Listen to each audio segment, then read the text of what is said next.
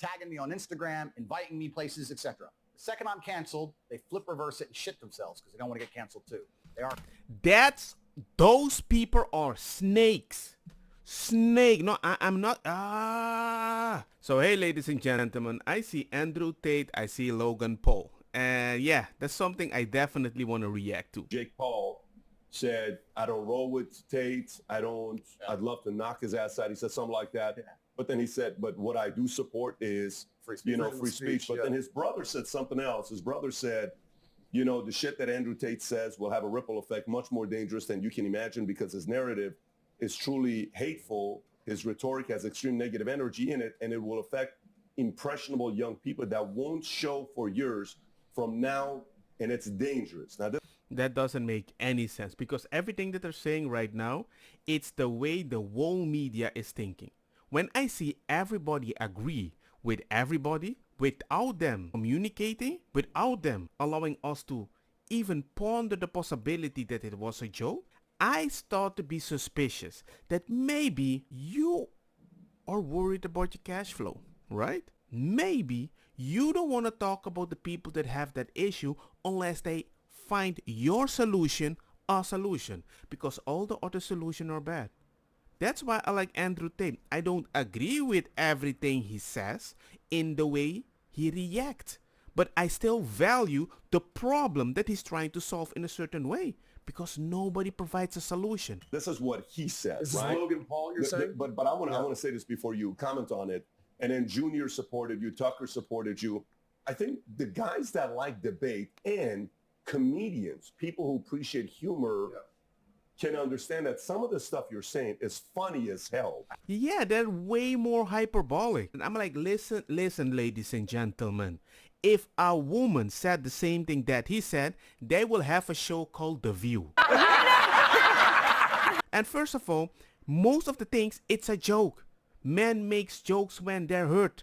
It's normal. When we're frustrated, we make jokes. We laugh it off. Is it a little toxic? Yes. But that's how we get it out. Because by getting it out, it makes us realize, more people think like us. I'm not alone with this problem. Let's try to solve it. It's not the best way to express it, but it is definitely a way for certain men to express and go forward. I'm not advocating to treat women like that. I'm not like that. But I can understand that when I was in that position, what he said, it was a thought in my head. I just didn't do it. But guess what? The way I got my girlfriend is by acting the way he's acting. Because being a nice Christian man, I want to be your friend first and then ask you out and treat you like a princess, I was always plan B for a lot of people. And then I meet other friends and explain my problems. And says, yes, it happened to me too. And there's so many people, but nobody cares. So finally we have an Andrew Tate that's going to be like, you know what? Just do this. Stop focus on the woman. Just see her like a plan B. Focus on yourself.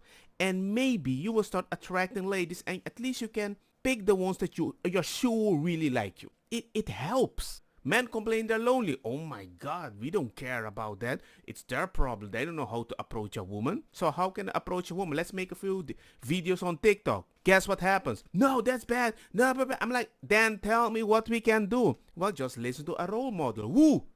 All the role models are not talking about this. Just be the best you can and be nice and respectful. That doesn't teach you how to approach a woman. And his jokes are amazing. The way he handles stress, amazing. I like the guy for that. Depression is a good thing to have because it will motivate you to go in a specific direction. I got MS. All the doctors, but aren't you sad? Are you just yeah, I am sad, but why think about it? Why do I want to think about something that doesn't provide me a solution? I want to fix it. And if I can fix it, I will joke about it. If I can joke about it, I will try to do something so I forget about it. I don't want to stay there. You could be a comedian if you wanted to, but a person has to really pay attention to the comedy. But, some can run with it, some cannot run with it. Yeah. When you hear the people that support and don't support you, how do you process that? So first things first, I want to make it very, very clear that Logan Paul is absolutely not really a tool of the Matrix. He's a bought and sold individual with no soul. He doesn't stand up for anything, and he doesn't mean anything he says. He gets pieces of paper from Susan or whoever else telling him what he's allowed to say on his channel to retain it. You believe that? 100%. Not only do I believe it, he's proved it himself. He will flip-flop on any issue. He can be bought and sold. The dude's a bitch. Logan Paul is a bitch. And I will say I'll fight him for free. Ooh. No money needed to fight Logan Paul. Logan Paul. Yeah, that is the thing that most people hate about him, because he does not depend on this. Logan Paul is a man. If you ever were unfortunate enough to consume his content, I get sent clips of it all the time by people mocking him.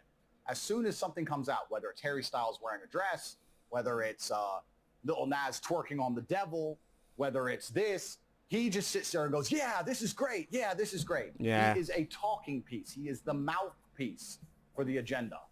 Yeah, Little Nas. Yeah, dancing. With on the cross, with dancing with the serpents, Adam and Eve. I'm like, everything that makes a joke out of Christianity, he will promote. By my logic, anything super left-wing, he would agree with it. A guy in a dress, he would agree with it. I don't even need to hear him speak. So he might be masculine in a specific way, but his ideology in his head, amen. It's a little cancerous by my point of view. The people have come along, people who are trying to force a narrative, and they said, look, we need to have some degree of control over the exact demographic that Tate has control over. Yeah. We're going to use Logan Paul and attempt to use him. And he sits there and just purports the bullshit points of view that the whole Hollywood establishment want him to purport. He doesn't believe in the things he said. He's told what to say. And because he was canceled before and it emotionally destroyed him, he sat on camera crying his eyes out like a little girl instead of being a man about it. And he said, you know what they said also? They were interviewing on the street. Say again? Do you deserve a second chance, would you say? Everyone deserves second chances, bro. What have you learned from what's transpired recently?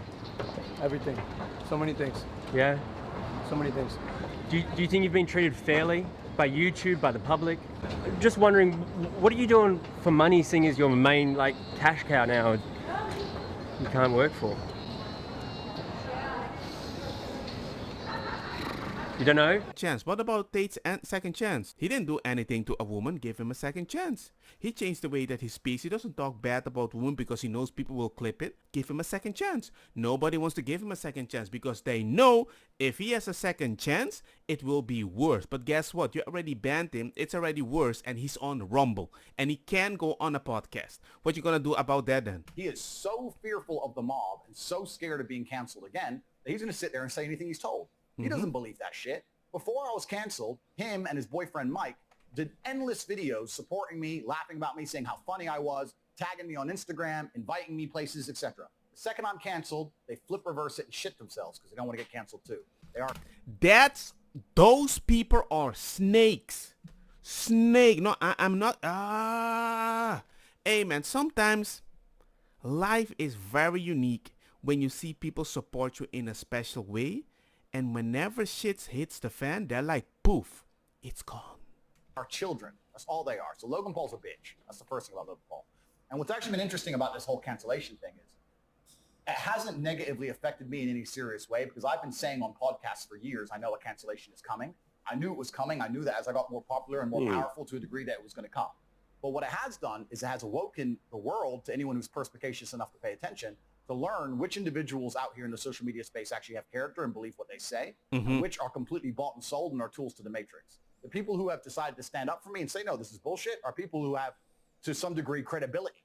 You know, this is people who say what they truly believe. But the people who were totally a fan and then post-cancellation shit themselves in 180 and get a new piece of paper to talk from, that should tell out the public out there exactly who's controlled and whether these people have a genuine narrative that they're trying to report on the world. And it's interesting. Logan's one of them, and there's a few others. But I'm glad. I believe KSI also falls in this category. The thing with KSI is, back in the day, Grapeface was literally his logo. Something that he consistently did, right? It actually affected him, and he was one of the first people canceled. But when somebody talks in a way like we should cancel him because he's bad, when you are a person that was canceled for something even worse and got a second chance, it makes me be like, maybe you're part of the Matrix too. It happened just for that alone. Because it's actually very clear. If you go to Logan Paul's last podcast where he's discussing me, all of his fans, and we'll talk about fans and viewers in a minute because I think they're very different things. all of his fans, which he has none of, all of his viewers are sitting there insulting him, saying, bro, you're a fucking bitch. Like everyone, all of his own watchers are calling him names because it's so transparent and so obvious what he's doing. Fans versus viewers. Fans versus viewers, very different things. So he doesn't have any fans. He has viewers. And Susan and the Matrix and the people in charge of the social media companies are like, okay, we've set our media machine. Let me ask you guys questions as professionals. Let's assume, as professionals, let's assume what I'm saying is correct. Let's assume that the social media companies, when they banned me, set their media machine to all release thousands of news articles at the same time, trying to convince the world I'm an evil man. If they had that degree of power and influence, which I think we can all probably agree they do, don't you think they'd take their number one talking piece to the demographic, which is my fan, and give him a piece of paper and tell him what to say? Does that all make sense? Yes. Does that make sense to say, well, we told all the news to say Tate's bad, and all of his fans are 18 to 25-year-old men. Who do we have on YouTube who obeys us like a little cock? Who could speak to Logan Paul. Okay, Logan, here's your piece of paper. Do you want to get canceled again, Logan? No, you don't want to get canceled, do you? No, Mom. You're saying a call like that was made? 100%. The dude's a bitch. He 180'd from a super fan to talking about my rhetoric being dangerous in 24 hours. There's a difference between you saying who you think he is versus you making the speculation that he got called by somebody to say, here's a narrative we want you to take, or else we'll silence you. Well, Logan is not capable of independent thought. So if someone didn't give him the narrative, he didn't think it up himself. The dude's an empty vessel. He says what he is told to say. That's bad. That's so bad. If you're that person that you feel so empty that you're gonna promote anything, that's Logan is social justice? Ew. Somebody, somewhere, told Logan what to say and what stance to take. We can argue whether it was a social media company. And now all this is alleged. But the thing is, there is a consistency that you see. If this happened, and this happened, and this happened, there's a probability that if I bet some money that this might have happened to you, it makes sense. Because these people usually work like that. It's all the same strategy. It's matriarchal strategy, all social point. Don't scare them with the muzzle of the patriarchy. But it's all about, if you don't do that, you're not part of the group, you're going to be cancelled and no love for you. And we're going to tell everybody around you that there's no love for you. So you're going to die alone. Something like that. And then they're surprised. There's a lot of people dying alone. Oh, they became a group?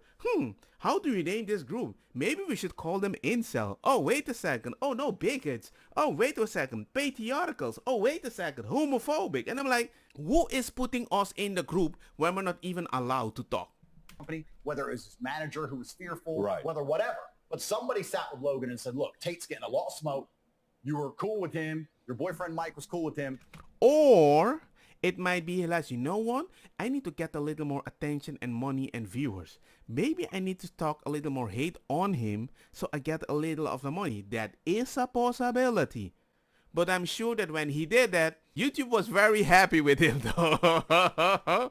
He's getting a lot of smoke right now. You're going to bitch out. And he sat there and said, yes, sir. Yes, I will. Because he has no character or no integrity. If it was all the other way around, let's imagine he was getting canceled. And I truly believed it was unfair. I'd sit there on my own platform and say, this is bullshit. Because I'm not bought, sold, and owned. He's an owned individual.